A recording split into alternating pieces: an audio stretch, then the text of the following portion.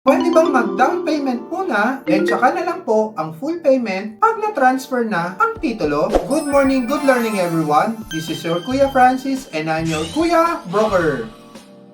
Question of the day, Kuya Broker, pwede bang mag-down payment muna, then tsaka na lang po ang full payment pag na-transfer na po ang title or ownership ng property? Mga ka-property, kung tayo po ay bank loan terms, ang bangko po ay nag-i-issue po ng letter of guarantee or bank guarantee letter. Sinasabi po sa guarantee letter na babayaran po ng bangko ang remaining balance pag nasubmit na po natin ang lahat ng requirements at na-transfer na po natin ang title and tax declaration sa name ng buyer. Mapayag po ang mga developers at sellers sa ganitong terms dahil reputable institution or malalaking company ang mga banks. At sure naman po na magbabayad po ang bangko pag na-comply na po lahat ng requirements. Pero kung terms po nila ay full cash buyer at hindi pa po fully paid bago i-transfer sa buyer ang title, on my opinion, napaka-risky naman po para kay seller. Kahit magbigay pa po ng post-dated check ang buyer, mahirap pong i-reverse or ibalik ang ownership kay seller kung tumalbog ang cheque or magka-problema sa full payment. I suggest, kung talagang gusto ng buyer na may retention po siya, pwede mo sigurong magpa-escrow agreement sa bank pero naka-charge po ang expense kay buyer. Ang possible po na maging problem po nila ay ang counter offer ng seller. Baka hindi na po sila bigyan ng magandang discount then parang bank loan na po sila pag sila po ay nag-escrow. Mga ka-property,